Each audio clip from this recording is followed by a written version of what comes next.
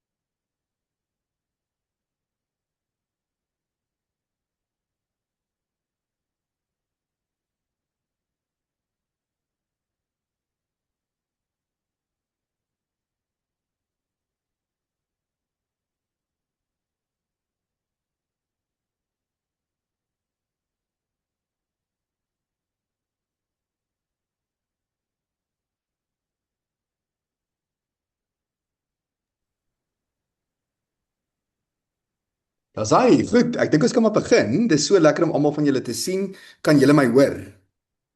Is daar redelik, ek sien net 'n paar van julle die PowerPoint is nou geshare, maar ek sien vir Koenie en vir Maggie en vir JP en vir Adam en vir Graham, okay, hier kom klomp mense en almal lyk of hulle redelik hoor.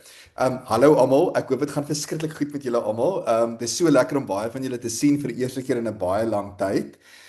Ek hoop julle het 'n baie geseënde Paase gehad, 'n heilige week of Lydenstyd wat opgeloop het na heilige week wat opgeloop het na Goeie Vrydag wat vir 'n oomblik tot stilstand gebring is in Stil Saterdag en dan natuurlik die goeie nuus van Paas Sondag.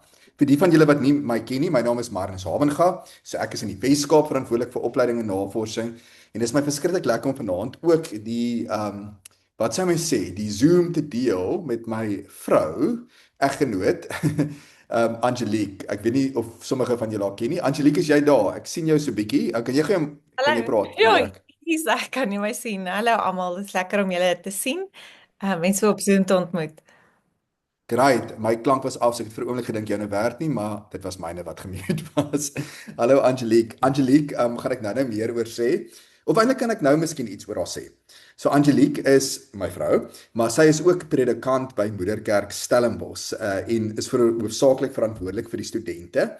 Vir die van julle nie wat nie die storie ken nie, so ons was saam in die klas gewees, ons het saam geswat en sy het inderdaad toe ook in die bediening gegaan en is verskriklik lekker om saam met haar te bedien, om dikwels Sondag ook weet iemand met die kinders oppas terwyl hulle rondhardloop daar in die gange van die kerk terwyl Angelique preek, so dis lekker vir my om dit te doen en dis ook vir my vanaand verskriklik lekker.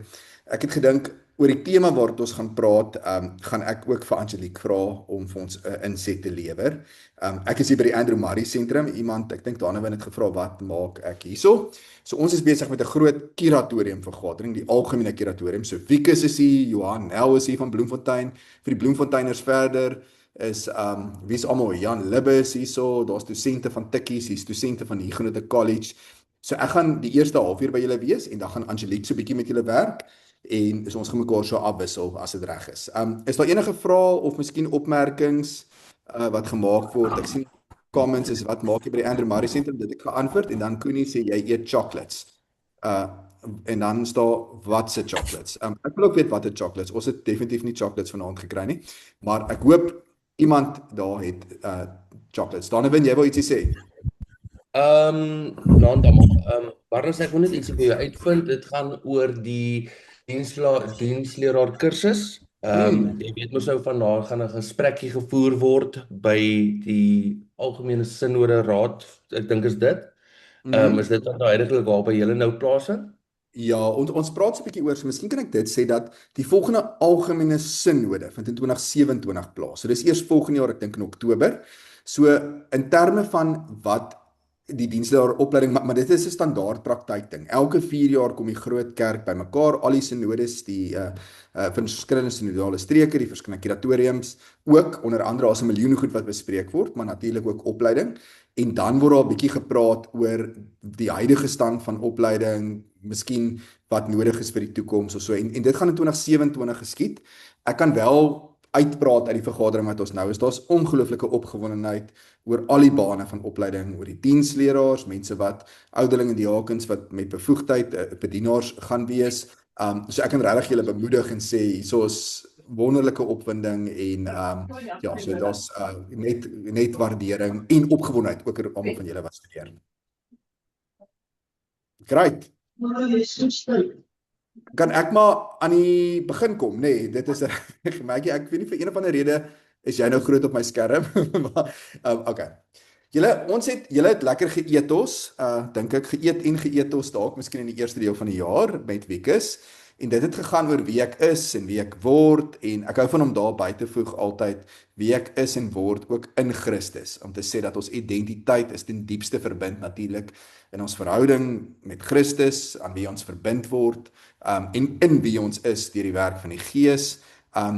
Maar dan is dit ook so dat ons sekere dinge glo, dat sekere dinge geloof ook in ons harte wakker gemaak word deur die genade en die evangelie wat ons hoor, en dit ons ook dan noop om dieper in hierdie misterie ook van wie God is en hoe God self openbaar aan die wêreld en ook aan ons moet gee. Dis eintlik letterlik om te sê om dieper in hierdie misterie ook in te stap.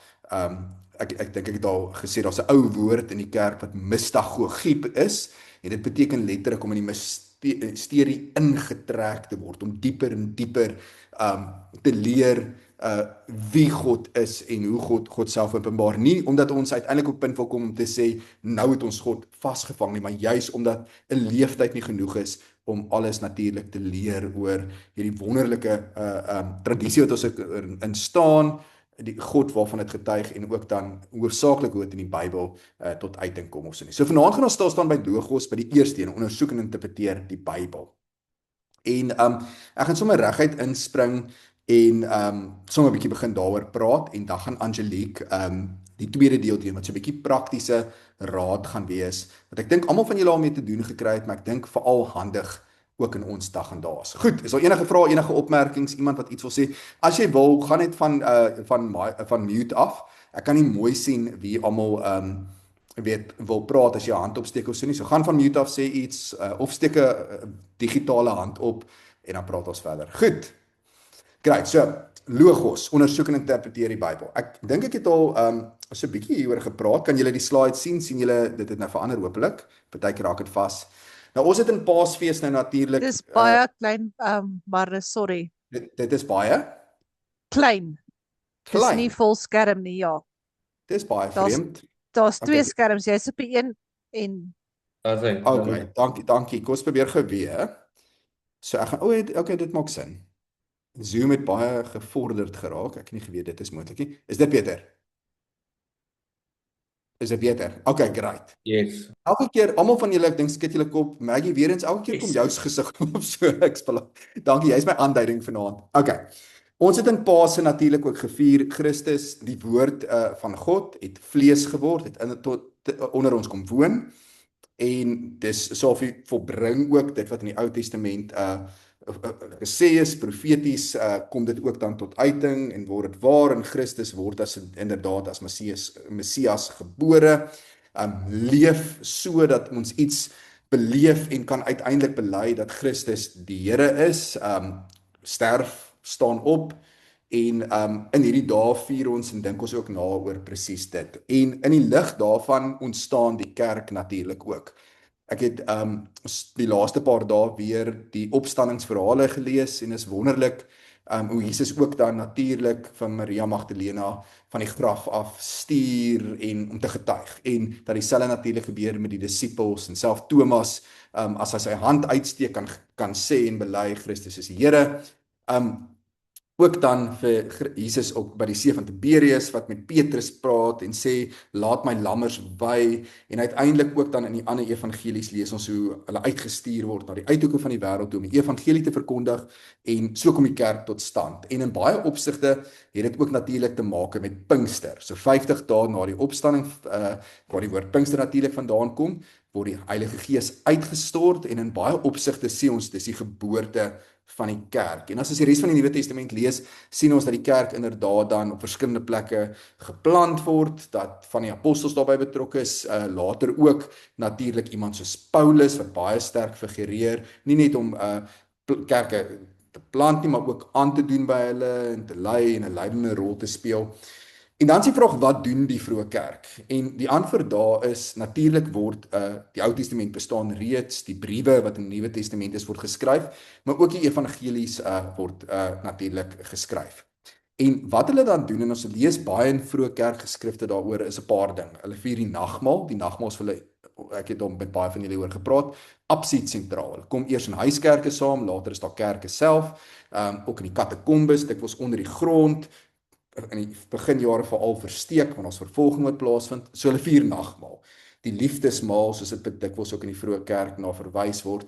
Hulle sing, hulle hou verskriklik baie van die psalms te sing, so daar's 'n ou tradisie ook, wat uit ook die Ou Testament uitkom, en beide in die eerste en tweede tempeltydperk waar die psalms gesing word, nie net gelees word nie, dit word oorgeneem ook deur die vroeë kerk. En ons weet hulle doen dit. Ons weet daar word gepreek, en daar's mense byvoorbeeld veral wat dan vorentoe kom, dikwels spraak word van 'n biskop gepraat, of van 'n van 'n ouderling, jy weet, en jy het al die ampte wat op 'n manier ontstaan, en hulle preek en praat natuurlik oor dit wat beleef is, en is altyd so half stotterend. Dis om te sê iets gebeur wat mense nie eers kan begin verstaan nie, en nou moet ons sin maak, en ons moet probeer vra wat is die relevantie daarvan vir ons lewe. En dan die ander ding wat hulle doen, soos die skrifte ontwikkel, die Bybelse kanon ook vasgemaak word, is om die Bybel te lees.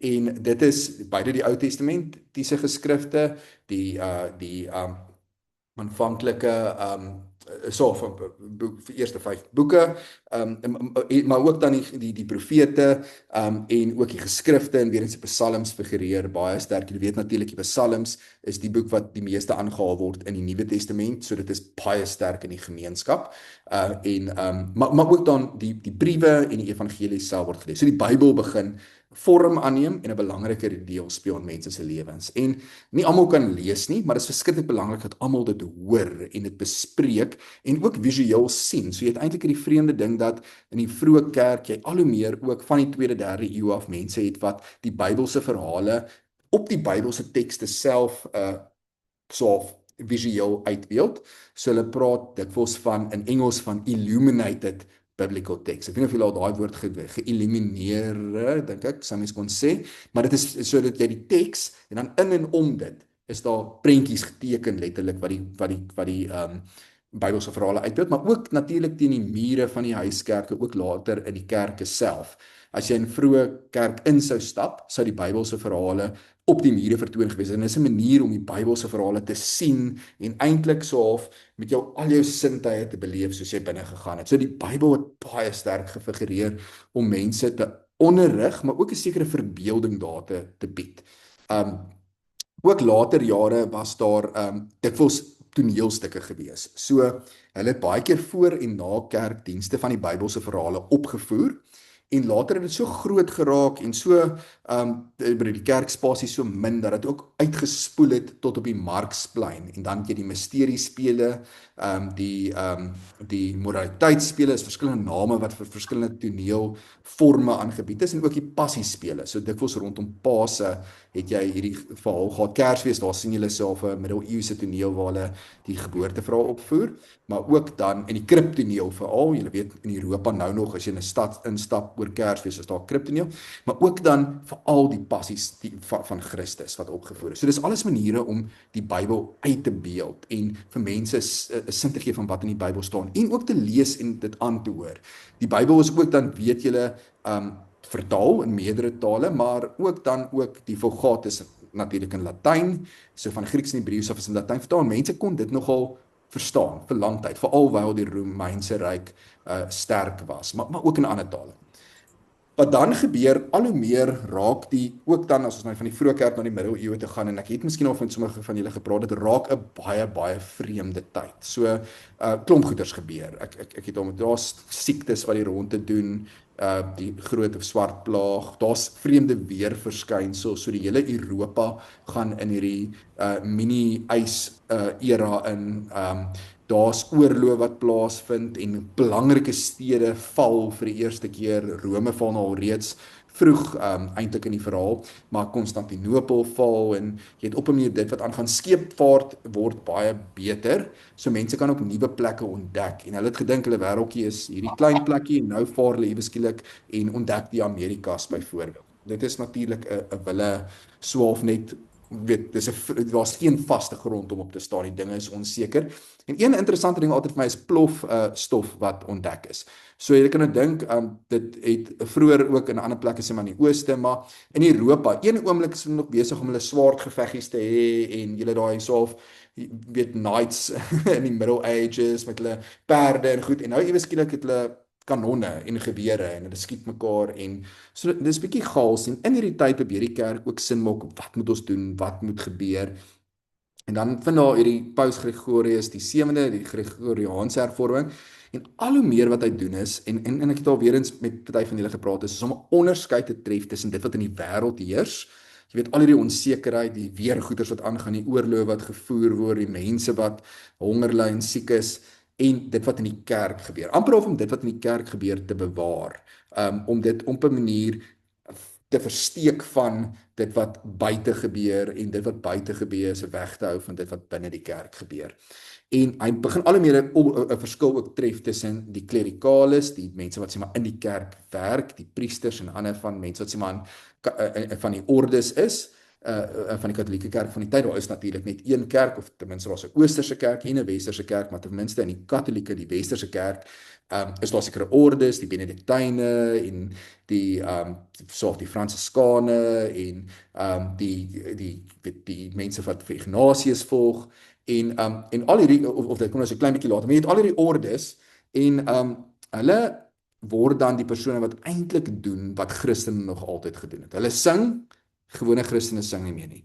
Hulle vier die nagmaal, gewone Christene moet 1 keer 'n jaar nagmaal vier.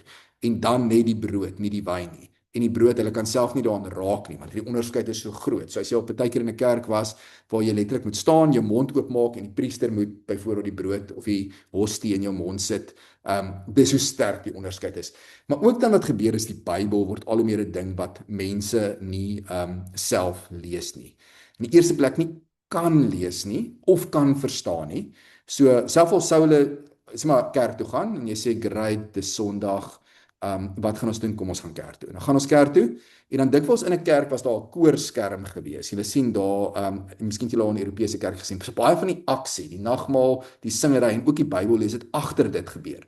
So mense kon nie eers mooi dit sien nie, maar tweedens, selfs al kon hulle dit sien en selfs al kon hulle dit hoor, was dit in Latyn gewees. En teen hierdie tyd kon baie min mense Latyn praat. En so hulle hoor die Bybel aan en dan het hulle absoluut geen cooking clue wat gesê word nie. So hier kom hierdie massive skeiding tussen mense en die Bybel. Wat ook gebeur is dat die Bybel word al hoe meer ook net 'n plek in die klooster gelees. So die klooster word hoofsaaklik 'n plek waar die Bybel gelees word. So jy het al hierdie kloosters wat gebou is, en hierdie monastieke tradisie is dat al hierdie monnike en van die persone wat daarin woon, die broers en ook die nonne, daar binne is, en hulle lees die Bybel dag en nag, besig met te lees en te vertaal, en oor te skryf en te memoriseer. So hulle is besig om met die Bybel net te lees en te leef, maar dit gebeur agter die kloostermuur. So gewone mense gaan dit aan en melk die koei en bak brood en veg in oorloë, maar in die klooster word die Bybel gelees en dis hoofsaaklik waar dit gebeur. Dan is daar al hoe meer 'n beweging ook natuurlik om dit uit te daag, deur te sê, wow, miskien moet dit nie so wees dat hierdie onderskeid, Calvin sou later praat van hierdie dubbele Christendom. Van, jy weet, jy het amper of twee stellig Christene in die wêreld, en hulle so al hoe meer ook is daar so vreemde idees wat posvat van jy moet ver stap of van vreemde dinge raak, En die rede hoekom hulle daaraan dink is want hulle is bang, gewone mense, en daar's siektes wat die rond te doen en ons oorlog wat woed. Maar eintlik wat hulle nodig het is die Bybel en waar is die Bybel? Die Bybel is agter die kloostermuur. En dan is daar stelselmatige hervormers wat na vore toe kom. Een daarvan is Erasmus. Ek hou baie van Erasmus. As jy ooit 'n boek van Erasmus kan wil lees, daar's 'n boek In Praise of Folly. Dit's 'n humoristiese boek waar die folly self, die karakter aan die woord is. Hy is baie snaaks, hy's in Rotterdam gebore en hy's later in Basel in Switserland oorlede. So hy gaan so 'n bietjie die reformatie voor. Dis die pre-reformatie. Luther kom net so 'n bietjie na hy en Luther sou mekaar ken en self oor dinge vassit, maar hy is definitief van die kant van die reformatie en is eintlik een van die persone wat dit saam met Johannes Hus en van die Waldensiërs in Italië is al die mense wat eintlik begin aanvoel something's gotta change. So hy skryf, why do we so closely confine to monks the professed service of Christ, which he wished to be as wide as possible? If we are moved by splendid names, what else, I ask you, is a city than a great monastery? So wat Erasmus sê, en hierdie is vir die reformatie belangrik, baie keer dink mense, die reformatie kom en sien nie die kloosters en sê, ons moet daai kloosters afbreek, ons moet wegdoen daarmee, ons moet jy weet, die kloosters moet nie meer daar wees nie. Die mense van die reformatie, die reformatore doen presies eintlik die teenoorgestelde. Hulle sê die hele stad moet eintlik klooster word. Calvin sou later sê die mure van die klooster moet oopbreek en dit wat in die klooster is, moet uitspoel sodat dit vir almal toeganklik is.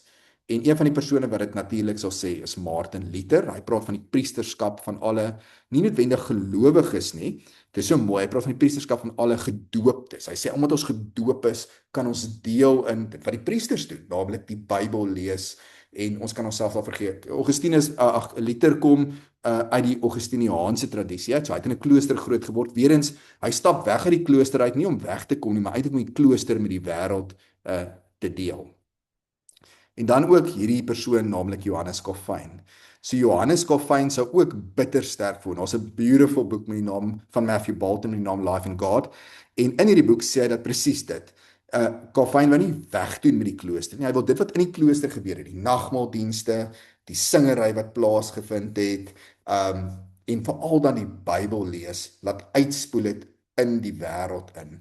So 'n klein stukkie wat ek hieroor wil lees vir julle uit sommer so 'n teks wat ek sommer met julle sal deel. One of the central activities in the monastic setting, dis nou die klooster, not only as a place of devotion but also of scholarship and learning, was monks' continual interaction with the biblical text. Besides the prominent role performative readings of scripture would play in the 9 services of the day, which included the 8 so-called office or canonical hours and 1 celebration of the mass. So en dit gebeur agter die kloostermuur hoofsaaklik. So van die dienste is oop, maar meeste daarvan is hierdie 9 dienste gebeur, so of die offices of die hours as hulle daarvan wys, dis is agter die kloostermuur. So hulle vier lekker nagmaal, lees Bybel, maar die res van die wêreld kan vergaan en hulle neem nie deel daarvan nie. So behalwe daarvan, monks were encouraged to constantly read and study the scriptures on their own, for example, as for example St. Benedict's rule prescribes. So St. Benedict wat eintlik so 'n reël dan neergelê het vir die monastieke lewe. As opposed to this, people outside of the monastic setting had, as we know, relatively little contact with the Bible itself. And even when they did, readings normally took place in the inaccessible language of Latin. So dis vreemd. Miskien was jy in 'n vreemde land of 'n ander plek en mense lees Bybel, jy dalk 'n naam of 2 wat jy dalk herken, maar jy verstaan eintlik niks. Dit was almal se situasie gewees. What accordingly became of the utmost importance for Calvin's reforms in the urban setting of Geneva, jy weet hy was in Genève gewees in 'n vlugtelingsgemeenskap, is that this constant engagement with scripture which stamped and structured life in the monastery be indeed extended into the city. So dit moet oorspoel en uitspoel in die stad in. So that not only learned monks and priests, but everyone's lives could be immersed in and consequently formed and directed by the biblical text. When communities thus assembled for daily services and gatherings that Calvin introduced in different parts of the city, so hy het hierdie dienste gehou wat plaasgevind het oral, en hy het ook hierdie span gehad, hierdie company of pastors wat saam met hom al die plekke bedien het. It was predominantly to listen to the Bible, translated into the mother tongue. So jy weet die Gutenberg press word ontwikkel, die drukpers, iemand soos Luther vertaal die Bybel van Latyn af, ook later Grieks en Hebreëus in Duits, en dan so is dit net jy kan amper of dit nie stop nie. Dit word in Frans vertaal, en 'n klomp ander tale ook. So dit word vertaal, dit word gelees. Together which ministers of the word would read and expound on typically 4 or 5 verses. So wat hulle gedoen het is hoofsaaklik Calvin moes van die begin af eintlik sê ons het nou byvoorbeeld die leesrooster en ons spring rond. Calvin het gesê die mense weet absoluut eintlik niks. So hy het gepraat van lectio continua. So hulle het begin letterlik by Genesis en versie vir versie die Bybel deurgelees, ook saam in die geloofsgemeenskap. En dan in die laaste sin, it was however not only in public gatherings that the practice of slow informative Bible reading featured so prominently. It also played central role in pastoral visits, including prison and hospital visits. So ek dink nou ja, die Bybel word net in die klooster gelees. Nou word die Bybel gevat in tronke in hospitale en oral word dit gelees. And became something people, hierdie is belangrik, were encouraged to do on their own amidst and in preparation for the every task they were engaged in. So wat Calvin eintlik dan graag wil hê, ek gaan my term stop om dit te share, is dat die Bybel oral gelees word. In die erediens gebeur, woensdae-aande hoofsaaklik was daar gebedsure gewees. Vandag dink ons dikwels, jy weet, ek het of miskien van party julle genoem, gebedsure is amper of 'n ou tydse ding op 'n woensdag-aand. Maar in daai tyd was dit revolusionêr geweest, want hoekom? Die mense het net gebid en Bybel gelees agter die kloostermuur en nou sê Calvin, julle kan enige tyd en veral Woensdag kom oor en kom ons doen dit. Ons lees en hulle is ook aangemoedig om die Bybel te sing, nie net te bid nie, maar te sing. So hulle het reëling gehad van sê maar die Geneefse sangbindels, hoofsaaklik psalms wat getoonset is. En Calvin is net wanneer jy daai koeimelk of daai brood bak of daai in jou Uber ry of wat ook al doen, sing die psalms. En dit was 'n wonderlike so half ding geweest. Okay, so dit is die nalatenskap wat die reformatie vir ons gee.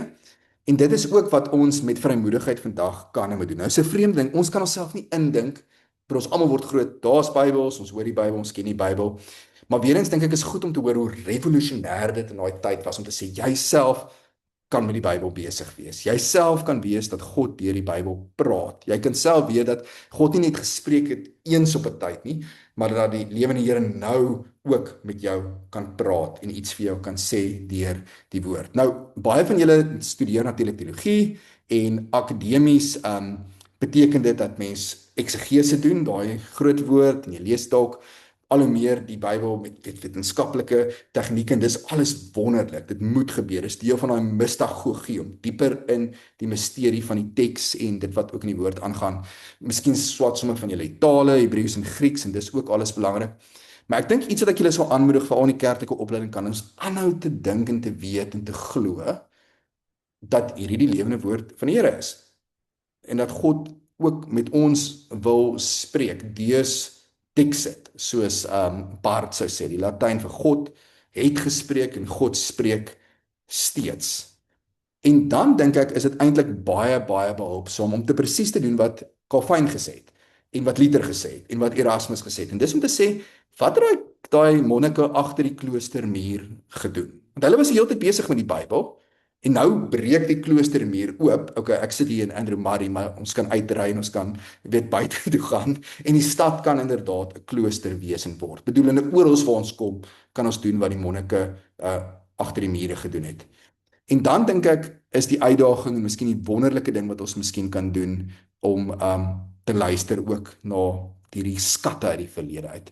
En op hierdie punt gaan ek oorgee aan, ek wou sê gewoonlik vriend, kollega, maar hierdie keer eggenoot Angelique en sy gaan met julle praat uit ons studeerkamer. Hallo Angelique, daar in die verte by ons huis oor Lectio Divina.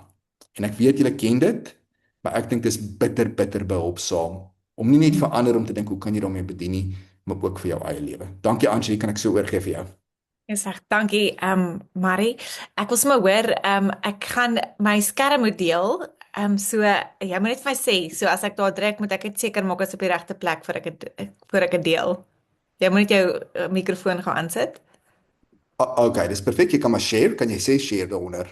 Ons reg. Kom ons kyk gou.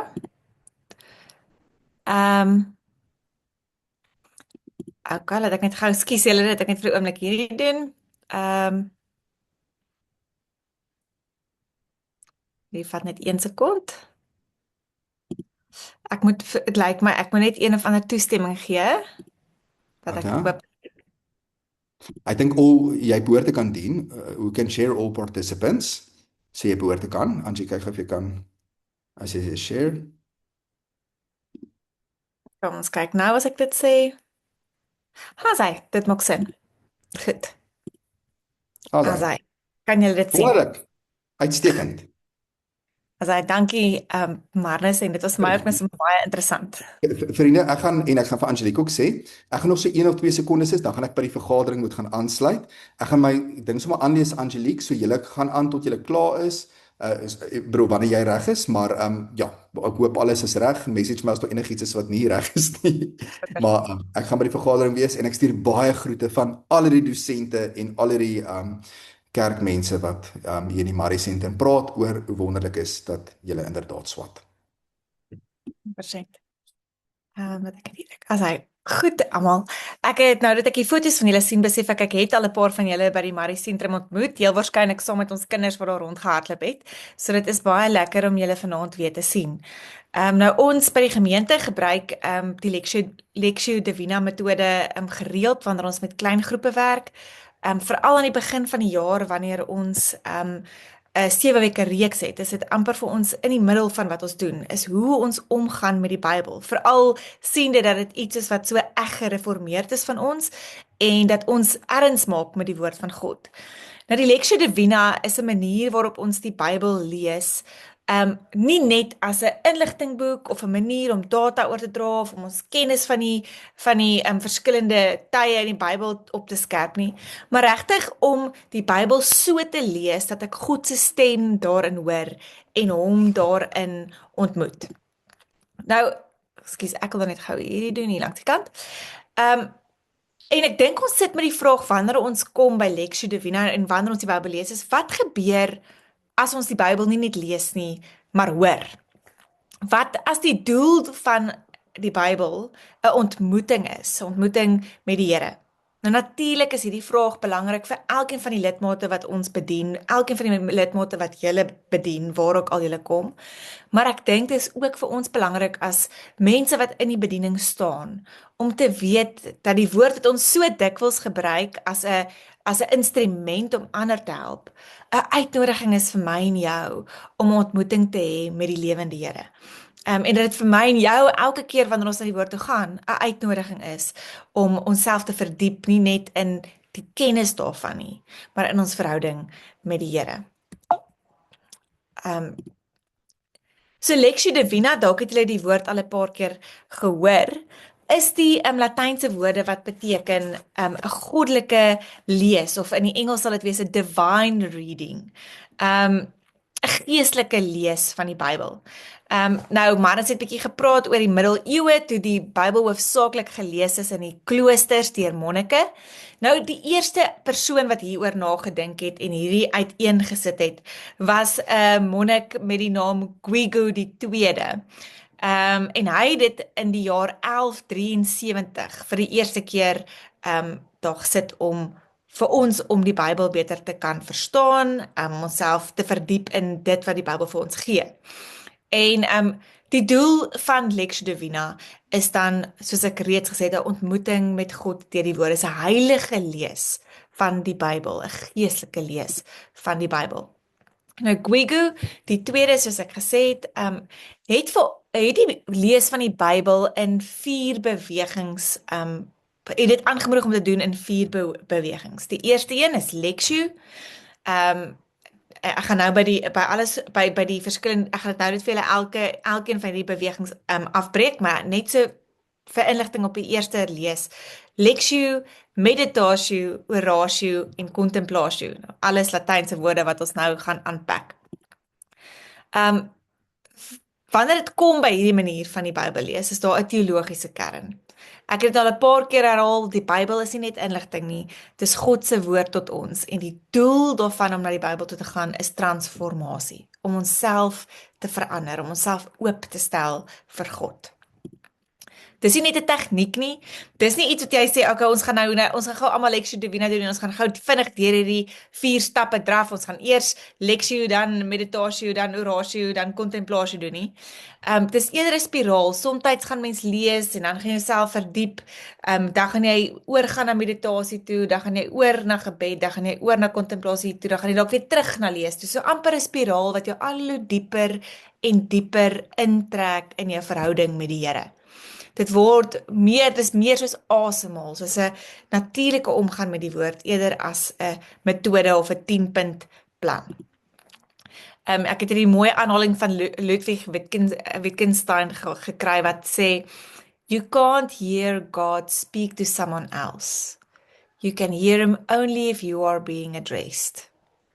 En dit is wat Lectio Divina vir ons mee help, wanneer ons die woord lees, regtig te beleef, dat die woord nie net oor 'n sekere tyd praat en oor 'n sekere saak praat nie, maar dat die woord ten diepste tot my en jou praat.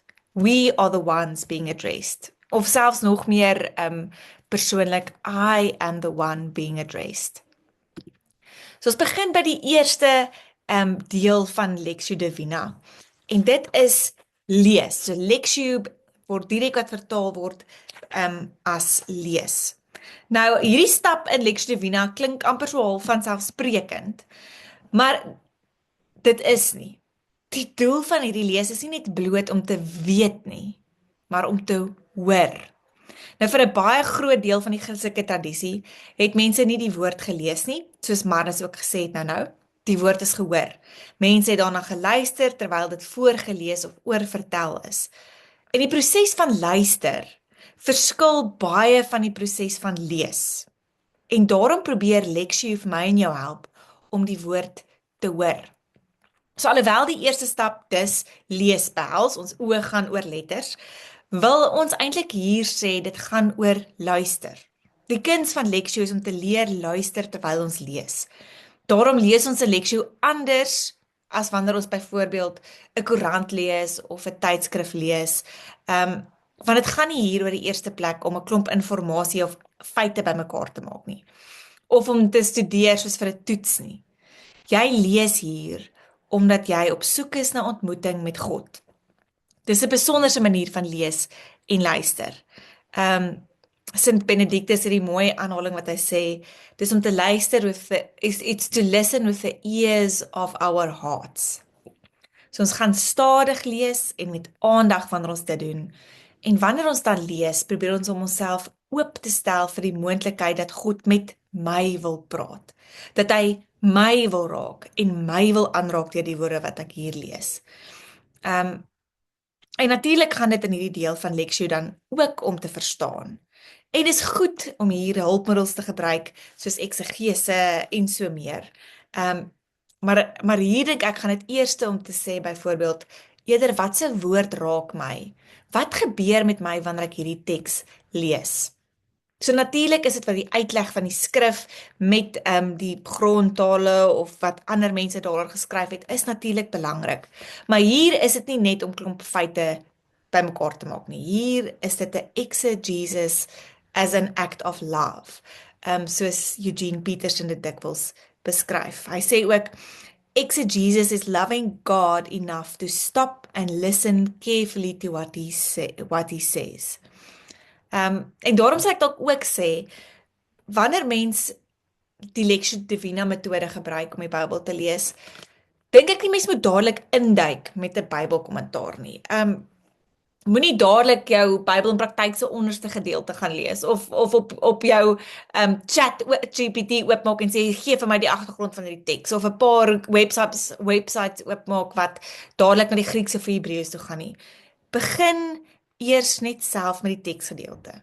Onderstreep 'n woord of frase wat jou tref. Dit waaroor jy wonder. En dan kan jy miskien daarna kyk om die gedeelte te verklaar en dit te vergelyk met jou eerste gedagtes oor die teks.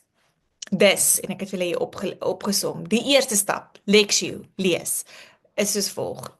In die eerste plek, lees die teks 'n paar keer deur, totdat jou gedagtes vashaak by 'n bepaalde woord of frase wat jou aanspreek.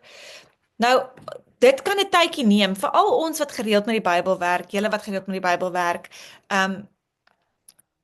Ons kan partykeer dit as 'n instrument sien en onmiddellik half amper veral met bekende teksgedeeltes net vinnig lees.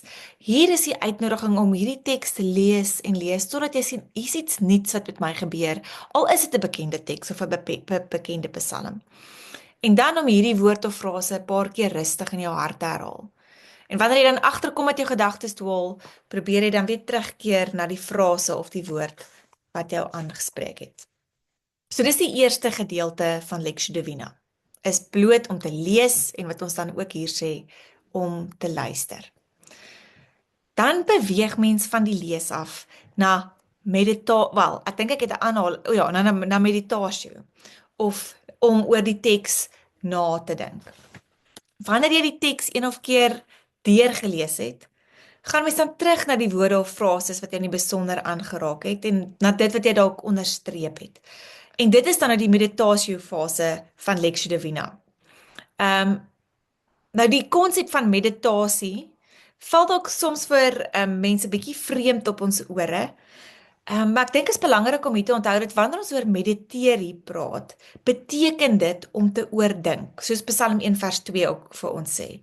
Dis om iets oor en oor in jou gedagtes te herhaal, om dit te memoriseer, dit te visualiseer en dit toe te laat om in interaksie met jou menswees te gaan. Dat hierdie goed wat jy gelees het, praat met jou gedagtes, jou hoop, jou begeertes en jou vrese. Meditasie probeer ons om ons in te trek in die leefwêreld van die teks. Wanneer ons oor die teks begin nadink, word ons verander van toeskouers af en word ons deelnemers van die teks. Die beelde en die stories van die teks trek vir my en jou dieper in die groter storie van God in. En hier wil ek julle uitnooi, as dit by meditasie kom, gebruik jou verbeeldingskrag. Probeer jou in daai situasie sit, dalk as dit die teks is waar Jesus die disippels se voete was. Dink daaroor na, sien jouself op die harde stoel sit, voel die water op jou eie voete, sien selfs 'n knielende Jesus voor jou. Luister wat gesê word. Kyk na die ander se reaksies, die ander disippels se reaksies en probeer jouself inleef in hulle gevoelens. En ek wil julle veral hier by meditasie en die nadink uitnooi, elke keer terug na Jesus toe. Probeer vir Jesus leer ken in hierdie verhaal of hierdie teks. Kry jou blydskap in hom. Staan verwonder dalk oor wat jy daar lees. En oor sy aksies en alles wat daar plaasvind en vir jou na Jesus toe wys. Nou in meditasie, is dit belangrik dat ons weet dat ons die teks hier inneem. Ons staan stil by die woord of frase, in plaas daarvan om vinnig aan te beweeg. Ons hou ons gedagtes vir 'n ruk langer vas. Solank as wat jy 'n behoefte daaraan het. En dan kan jy eenvoudig verder lees en aanbeweeg na 'n volgende frase. Dit kan soms 'n langer tyd van refleksie behels en ander kere net 'n paar minute. Dit kan gebeur dat partykeer gebeur dat jy dae lank selfs terugkeer na 'n woord of 'n sin in die teks en dat dit weer jou gedagtes op loop neem. Die belangrikste deel wanneer dit kom by meditasie of by nadenke is dat dit tyd moet gee vir jou om in jou te werk. Dat dit tyd neem om die teks in jou lewe in te neem en ons kan dan amper sê dis asof die teks ons ook in sy lewe inneem. Daarom om dit kortliks saam te vat hier. Wanneer dit by die nadenke kom, nooi ons jou uit om die woord of frase wat in die teks vir jou uitgestaan het, te laat insink deur dit te herhaal, neer te skryf. Om jou sintuie te gebruik, om jou in die woorde in te leef. Om die woorde in jou gedagtes hardop te herhaal. Om toe te laat dat die woorde en die beelde en die gevoelens in jou, om fyn op te let oor wat dit met jou doen. Om aandag te gee aan die beelde en die gedagtes. En dan ook, ek dink 'n belangrike gedeelte om na te dink oor wat die woorde of die frase vir jou in jou lewe nou wil sê. Natuurlik is dit belangrik om die teks in sy historiese plek te sien. Dis waarvoor ons opgelei word. Maar is ook belangrik om te weet, hierdie woorde transcendeer die tyd waarin dit gesê is. Dit praat met my en dit praat met jou. En dan gaan hierdie nadenke natuurlik, soos ek reeds gesê het, om dit nie te jaag nie. Om dit elke nou en dan weer daaroor na te dink. Om weer dit te herkou in 'n sekere sin. So Lectio Divina het ons nou 'n Lectio gehad wat ons lees het, dan het ons meditatio waar ons nadink, en dan gaan mense na 'n derde een toe wat die oratio is. Maar voordat ons oratio toe gaan ons net het ek 'n mooi aanhaling van Eugene Peterson hieroor. En gee my net gou een oomblik. Mama, ek wil want ek het genoeg. Okay, mama, gaan nou kom. Ekskuus. Julle weet nou Maris is by die Marie sentrum, so ek is by die kinders. Goed, Eugene Peterson het die mooi aanhaling wat sê, meditation moves from looking at the words of the text to entering the world of the text. As we take the text into ourselves, we find that the text is taking us into itself. Meditatio is letting the images and stories of the entire revelation penetrate our understanding. Dis wat ons toelaat wanneer ons begin nadink oor die teks. Goed julle, dan gaan ons oor na oratio toe. Gebed as 'n respons, nie as 'n eerste woord nie, maar as 'n antwoord. Daar is 'n ervaring dat God met ons praat wanneer ons die woord lees, en dit vereis van my en jou 'n reaksie. Hierdie respons in die vorm van woorde of gedagtes, gevoelens en selfs soms, en ek dink ons kan daarmee saamstem, 'n sug as ons die woorde lees. Dit alles noem ons gebed. Gebed is die derde fase van Lectio Divina, waar ons eenvoudig vanuit ons refleksie uit die woord met ons hart op God reageer. Eugene Peterson het die mooi aanhaling net sê, it's one thing to be listening to God speak to Moses in the austere crags of Mount Sinai, or listening to Jesus preach the Beatitudes on a grassy Galilean hillside. It's quite another thing entirely to realize that God is speaking to me, bicycling in the rain down a country road. I'm speechless or I stutter. How do I answer God? But answer I do, for the text requires it. Gebed is nooit, soos ek sê, die eerste woord nie, maar is altyd answering speech. Dis 'n antwoord of respons op dit wat God reeds vir my en jou sê, op dit wat ons harte geroer het toe ons nagedink het oor die teks. Daarom is oratio 'n persoonlike respons, met God wat persoonlik met my en jou praat, en ons persoonlike respons op hom. En hier lig jy uit om te reageer met die dinge wat jou geraak het in die teks. Gebruik hierdie woorde, die beelde, die metafore waaroor jy gemediteer het. Werk met emosie, met gedagtes en gewaarwordinge wat jy ervaar het. Deel met God hierdie dinge waarvan jy bewus geword het. En dit help baie dikwels om ook dit wat jy wil bid neer te skryf en te kyk na dit wat jy neergeskryf het toe jy daaroor nagedink het.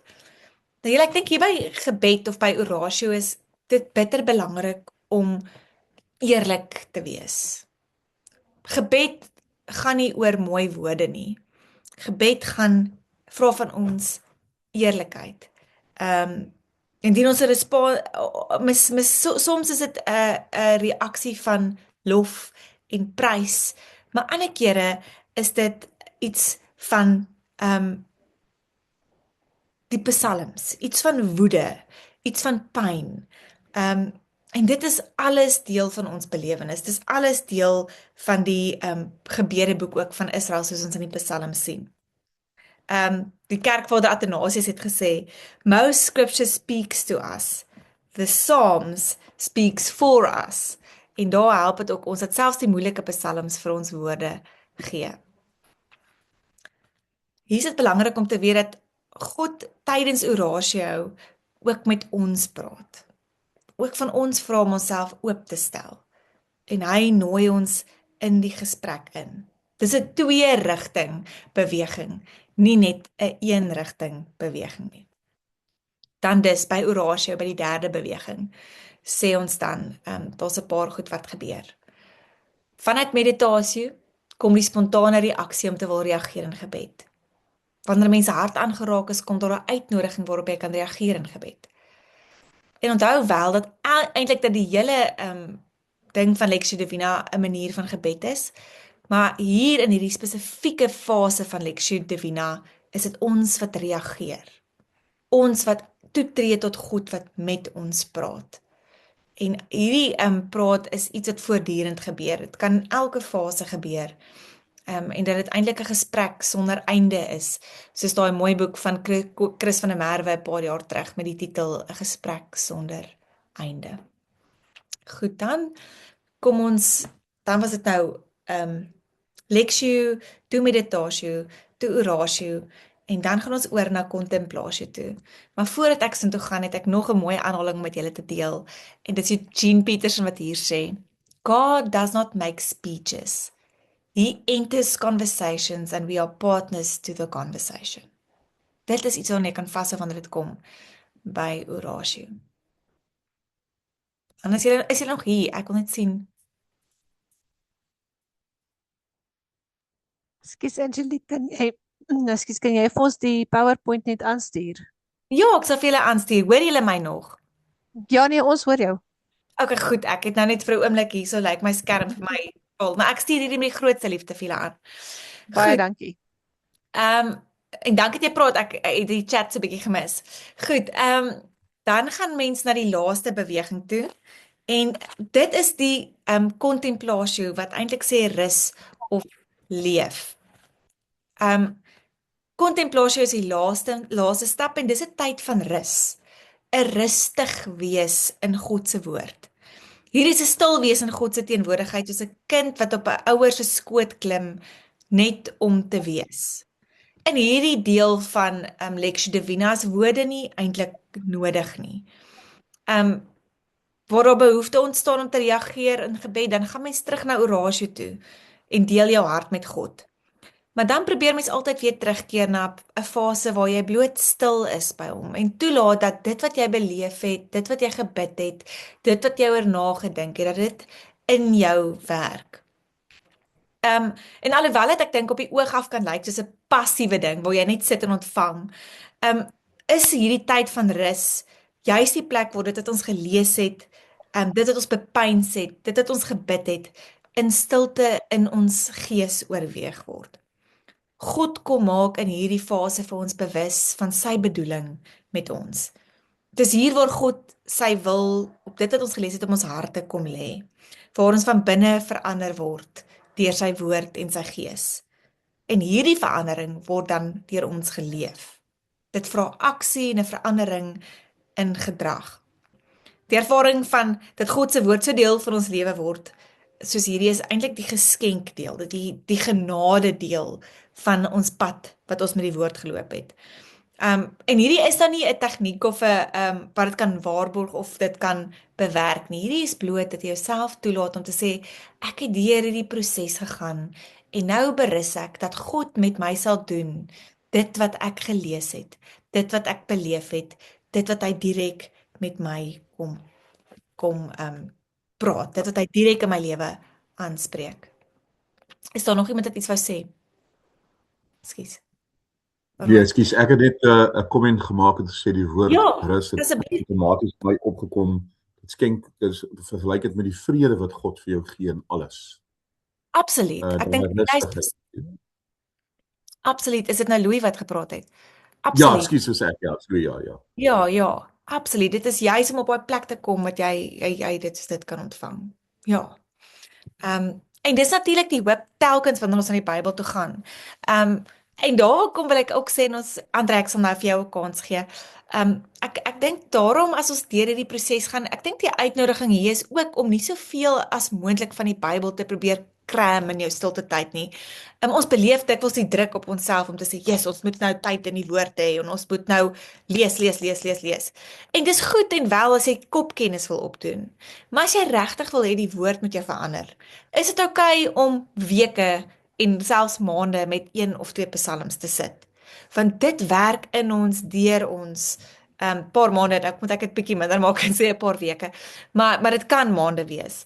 Die punt hiervan is nie om soveel as moontlik van die Bybel uit jou kop uit te ken nie. Daar's plek daarvoor. En jy kan dit doen in 'n ander deel amper in jou verhouding met die Here en in jou pad as iemand wat gaan bedien.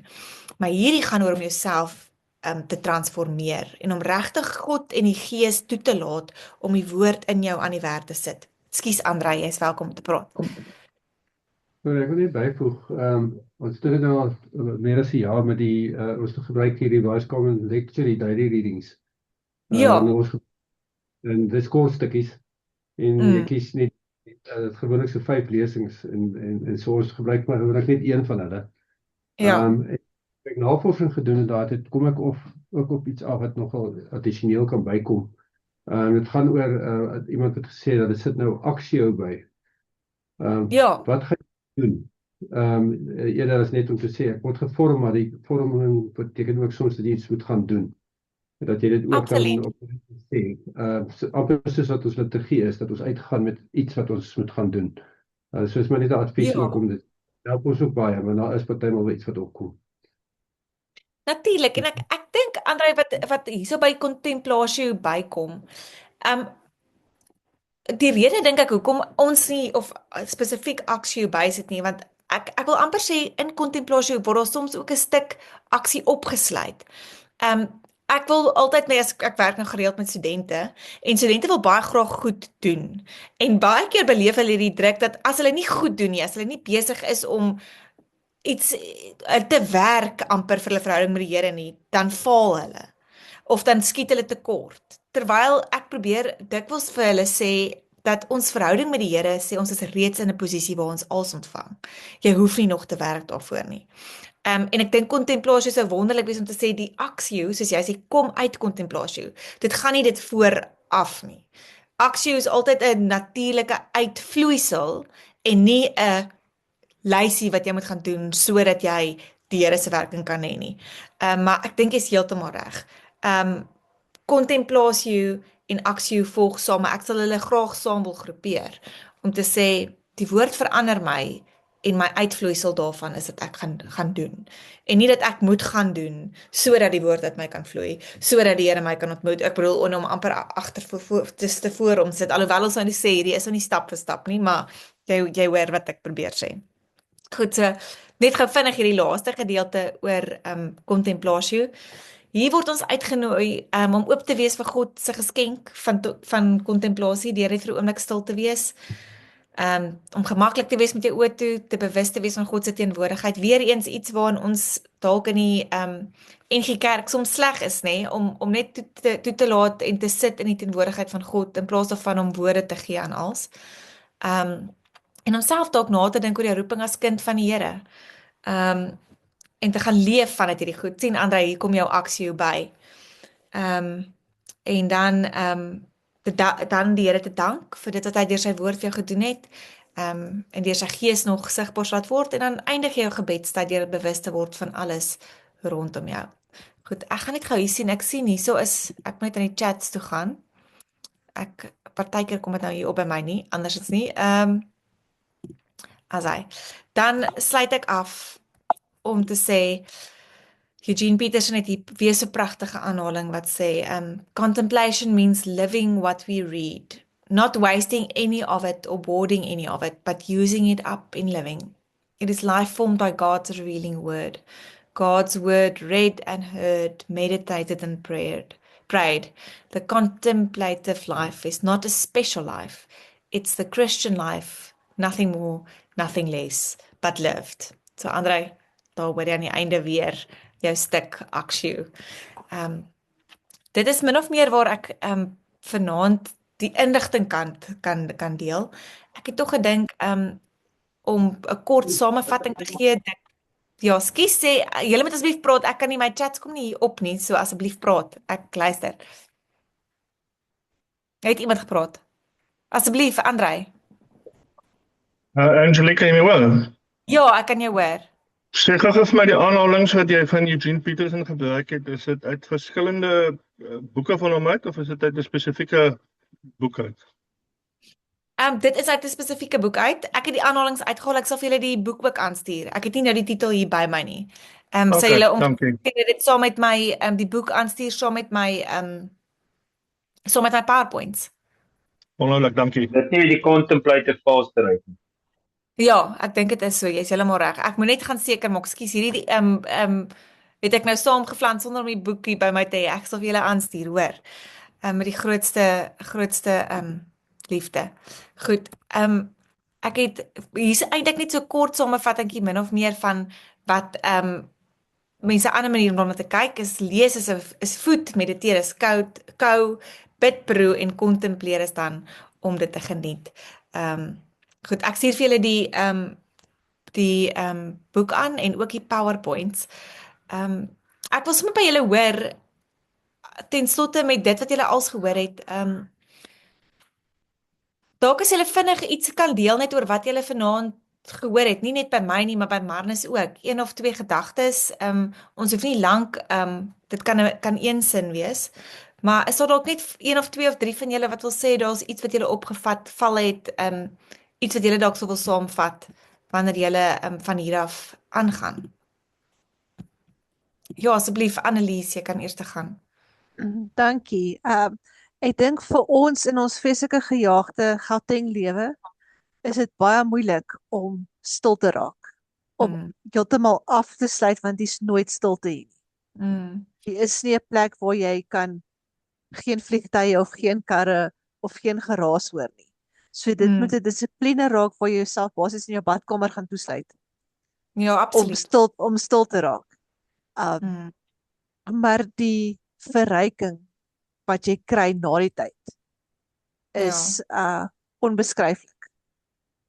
Dis daai soos jy sê die kou proe geniet. Dis daai totale okay, dit nou verstaan ek dit. Of nou hoor ek wat jy sê. Maar jy moet leer om af te sluit. Dis die Ja, ek absoluut. Dit is so en ek dink vir almal die lewe word toenemend besig. So absoluut ek stem saam. Is dit Janine of Janine, jy's volgende wie was volgende om dalk iets te deel? Goeienaand, ek hoop dit gaan goed. Dit is Janine, maar ag, dit maak nie regtig saak nie. Ja, Janine is reg. As sy baie dankie.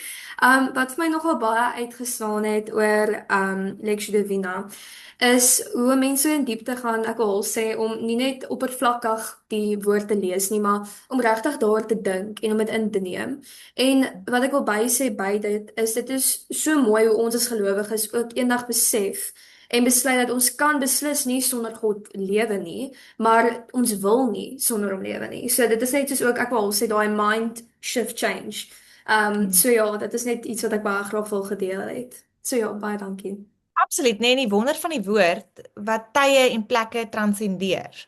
Dat die woord dit iets spesifieks gehad om te sê vir 'n spesifieke klomp mense op 'n spesifieke tyd, maar die wonder daarvan dat dit iets spesifieks ook vir my in die hier en nou te sê het met my lewe wat soveel anders te dalk lyk as wat dit gelyk het in die 1ste eeu na Christus. En tog weet ons, daar word iets vir my en jou gesê. Absoluut, dankie. Hanni. Hanni? Goeienaand. Ja, ek wil net jou sê dat daai deel wat jy van meditatio gesê het, dit is vir my so wonderlik toe jy sê van Jesus wat ons voete was en dat jy jouself daarin voorstel en dat hy regtig daar is en dat jy alles om jou ryk, dit vat, dit voel, die disippels se gesigsuitdrukkings daar kyk. Jy weet, ek het nooit so daaraan gedink nie, maar dit is my wonderlik. Baie dankie. Ja, ek dink amazing daarvan is ek het 'n kollega wat met my baie hoor gesels. En sy sê wat vir haar 'n groot skuiwe gemaak het is om Jesus ook te sien in die verskillende fases waar hy was, om aan hom te dink as 'n baba. En regtig soos jou in te dink in Maria en te sê maar Christus was self 'n kind. En hy was ook 2 jaar oud en het begin loop of 'n jaar en 'n half oud en het begin loop. En al daai goed is om dit regtig in te leef en te dink, verander amper die perspektief waarmee jy na die woord toe gaan. En dis nou net een voorbeeld en daar's 'n klomp daarvan. Selfs ek dink dikwels as mense vra om hulle sintuie in te span aan 'n verhaal soos die vrou wat Jesus se voete gesalf het. En mense jou uit om te dink ryk vir 'n oomblik. Dit kan jy so iets ryk en dit breek die woord absoluut oop. So dankie Annie. Graham. Ja, hallo, ek kan my hoor. Ja, ons kan jou mooi hoor. Nee, ek wil net graag deel die hele idee van die woord vra reaksie. dat God se woord is die medium waar deur hy op die primêrste wyse ook na ons lewe betree, op die hoorbaarste wat ons dit kan ontvang. Ek dink dit is net belangrik ook om daai gedagte net aan te vul met die idee dat alle boeke wat ons lees, het ons nie die outeur langs ons nie, of die outeur is dalk oorlede of in die geskiedenis, maar die woord van God, die Bybel die outeur is by ons, besig om met ons te praat en hy vra vir ons om daarop te reageer en daai reaksie bring ons tot in die ewigheidsgesprek waarin hy reeds van ewigheid af as Vader, Seun en Heilige Gees met homself gevoer het. So ek wou net dink ek daai bysit veral op die woord wat 'n reaksie vra. Absoluut, dit is net 100% die gees wat, ja, dit is 'n groot voorreg ek dink ook om so na die woord te kan kyk. Dankie Graham. JP of JP. JP is reg. Is eintlik Jean-Pierre, maar ag JP, almal ken my net as JP. Eers wil ek vir jou sê, Jesus sê, moenie die kindertjies verhinder nie, laat hulle na my toe kom. So die kinders steur nie. Hier is 'n kindertjie, maar julle weet nou dis omdat die man op 'n ander plek is vanaand. Nee, dis 100%, dis lekker. Dis lekker. Dis lekker. Ek wil teruggaan na maar in die begin ons gepraat het oor, jy weet, Jesus was vir almal en toe maak die kerk inklusief dat dit 'n eksklusiewe ontmoeting is en hoe ons die ouens gehad het wat uitgebreek het om te sê nee, dit is nie net vir ons nie, dit is vir almal en as dit nie vir hulle was nie en ook vir Paulus hulle wat uitgegaan het, nee, het ons kerk hier nie bestaan en het ons seker nie die voorreg gehad om 'n Bybel in Afrikaans te hê en om Afrikaans te kan lees en te beleef in ons eie taal nie. En dan ook hierdie hele tasbare Jesus. Ek dink dit is ons tema gewees vir oor die Paase. En Jesus word tasbaar. Dit is nie net 'n stukkie brood nie, maar dit hy het gesê dit is my liggaam. En ek dink as mens daai Lectio Divina vat en jy gaan sit net om die nagmaal en hoe dit ingestel is en wat ons gebruik, dan maak dit vir ou 'n tasbare Jesus en ons het 'n lewende ervaring wat ons doen, hoe ons dit doen, wanneer ons die woord bring, waar ons dit bring, raak dit vir ons daai tasbaarheid is absoluut wat oopbreek en ek dink dit maak 'n ou se hart bly wanneer ons hierdie passie ek dink hoe meer mense dit beoefen, want dit is 'n oefening, hoe opgewonde raak 'n mens om hierdie evangelie te kan oopbreek en ek dink dis hoekom Jesus ook vir sy disippels gesê het, gaan vertel. Dit is hierdie hele ding waar die Heilige Gees met 'n ou begin werk en 'n ou opgewonde maak oor hierdie alles. Ek dink die lekkerte van die Lectio Divina metode is dat dit mense dit nie net hoef te gebruik as individu nie. Natuurlik is die eerste uitnodiging vir ons self, veral vir ons wat in die bediening staan, wat dikwels minder tyd eintlik in die woord het ek bedoel, dikwels gaan ons aan die woord toe om iets te gaan doen daarmee. Maar buiten dit dat ons vir onsself en ons eie verhouding met die Here so belangrik is, dink ek die wonderlike is dat mens dit in 'n groep kan gebruik, in die kerk, rondom 'n nagmaaltafel soos jy selfs gesê het, maar ook wanneer mens werk met kleiner groepe, wanneer mens werk met tieners, mens sal dit so 'n bietjie anders verpak, maar dat mens hierdie op hierdie journey ook saam kan gaan saam met ander en dit saam met ander kan ontdek. So ja, nee, absoluut. En dankie JP. Andre, jy wil ietsie sê? So net nog iets addisioneel. Ek het daai boek gelees van die tipe spiritualiteit wat ons gebruik. Dan gaan ek terug na die ou wat oorspronklik dit ingebring het. En ek gehou wat jy gesê het daarvan dat alles hierdie is gebesvorme. Selfs die lees van die Bybel en ook die doen. Wat die mense sê is aanbidding. En dis die een ding wat ek wil sê. Ek wil sê mense kan ook baie kreatief raak rondom hierdie dinge. Byvoorbeeld in plaas van 'n psalm te lees uit die Bybel is om 'n psalm te sing. Ja, en Manus het juist gepraat van Calvin, nê? Wat so graag wou gehad het mense moet die psalms heeltyd sing. En dan 'n ander ding is wat miskien 'n ander tradisies is om miskien na 'n prentjie te kyk. Ja, prentjie. Ja, 100%. Net kyk wat daar uitkom vir jou en so aan. En dan 'n ander een wat ons gesien het nogal goed werk is vir my ons te sê, okay, fyn, vandag is jy nie 'n Christen nie. Jy is die Fariseer, luister nou na die teks. Absoluut, om jouself in die verskillende karakters in te leef is so belangrik. Ek sê so. Ja. en dat mense jouself eintlik ook kan uitdaag, nê? Om nie net jou lidmate en die mense wat jy bedien uit te daag maar goed te doen nie, maar vir my kom Lectio Divina dikwels neer op ons wat mense bedien, vergeet soms om ons self in daai skoene te sit. Of ons wat mense bedien vergeet soms self, ons kry die prentjies en ons soos al die goed, maar ons vergeet om onsself in hierdie proses in te laat en om onsself toe te laat om so met die woord om te gaan. Ja, so dankie. Ek doen meestal die gesamentlike lees. En jy het gepraat van eerlikheid. Eerlikheid saam is ook goed. Absoluut. Mense moet ook nie dan gaan, want mense verstaan nie dat almal besig is met miskien 'n struggle hier of daar. En as hulle dit hoor, dan voel hulle ook ruim om uit te kom en met die Here te praat saam met jou. Dit is ook wonderlik. Is goed om alleenig te doen, maar is ook goed om dit saam te doen. 100%. Nee, 100%. Baie dankie, Andrei. Is daar 'n laaste gedagte wat iemand wil deel? Ja, ekskuus, ek wil net so, ek het my hand opgehou toe ek hom weer laat sak, maar Jean-Pierre het baie van die wat ek wou gesê het oor die woord is nie eksklusief nie. En ek dink dit is nog iets wat ons in vandag se tyd, en ons het voorheen nou in een van ons klasse net voor dit, het ons 'n baie interessante gesprek gehad met Smit. Dr. Smit, jy weet oor wat vandag in die land gebeur. Oor politiek en al die tipe van goede, jy weet, en dan net weer eens besef, hoor hierso, maar selfs in die politieke omgewing is daar nie eksklusiviteit vir God nie. Ek bedoel, sy woord spreek alles aan en ons moet in daai detail kyk en dan in beligter noot, jy weet, oor die beelde wat jy praat, ek is betrokke by ons belydenisgroepe en eendag het een van die meisies my gevra, oom, het Jesus 'n girlfriend gehad? Okay.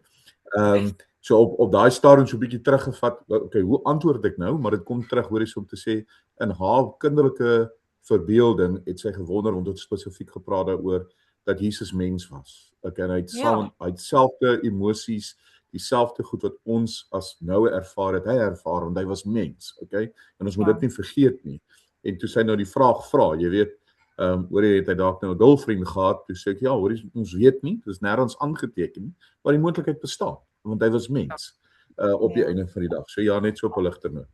Nee, absoluut, dis om onsself regtig in die volle daarvan in te nooi. En julle wat praat oor die beelde, ek weet nie of julle al geraak het aan, net ek dink aan die eeueoue tradisie van ikoonskrywes, die feit dat daar in die kerk van die vroegste van tye af ikone geskilder is.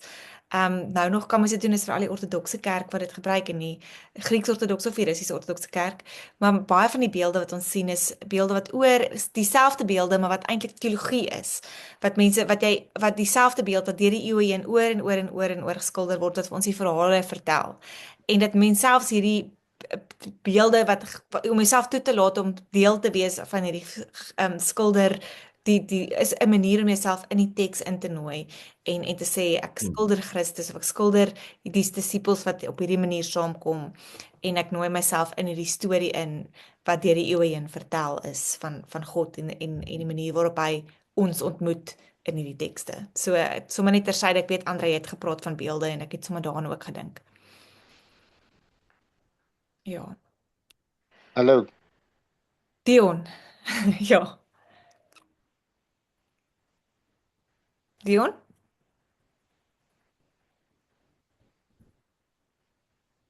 Kan jy my hoor? Ja, kan jy nou hoor? Okay, nie meer nie. Nee, iets wat my net bygeval het, is dalk 'n bietjie van die koers af, maar toe iemand nou noem van kinders, mense met Hoe sê jy? Dit staan breek 'n bietjie op. Jy het net opgebreek, iets van kinders? Kan julle my hoor? Jy breek 'n bietjie op. Dalk is dit vir 'n ander keer dan. Ek gaan maar eerder los. Dankie hoor. Jy sal ook dit op die chat kan tik vir ons. Johan het hier gesê van die oulike app Lectio 365, ek gebruik dit ook en dis wonderlik. Dit is 'n absolute dit help my ook om na te dink oor Lectio en dit gebruik kan word.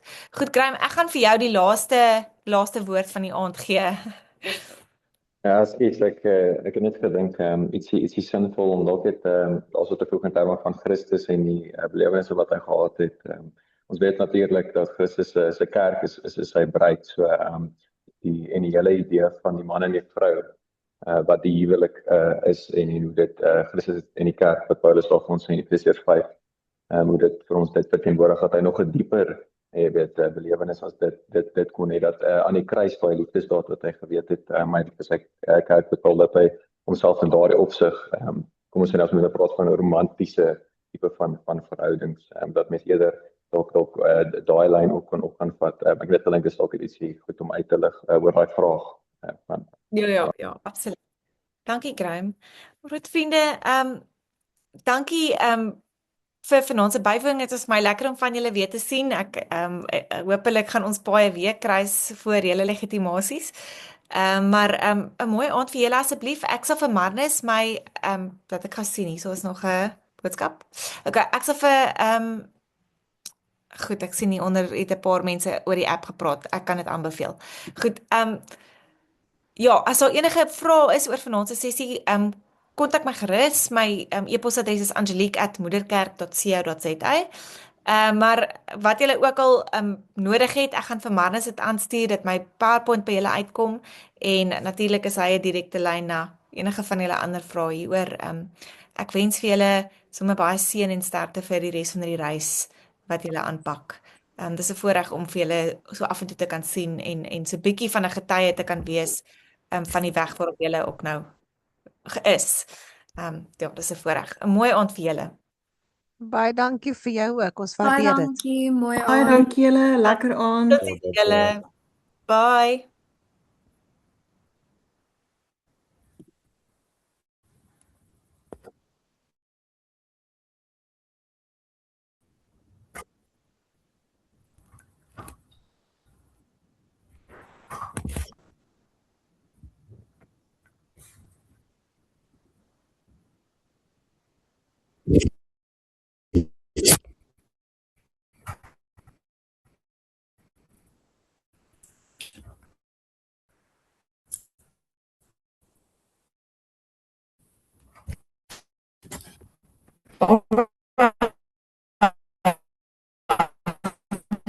Lekker slaap, Angelique.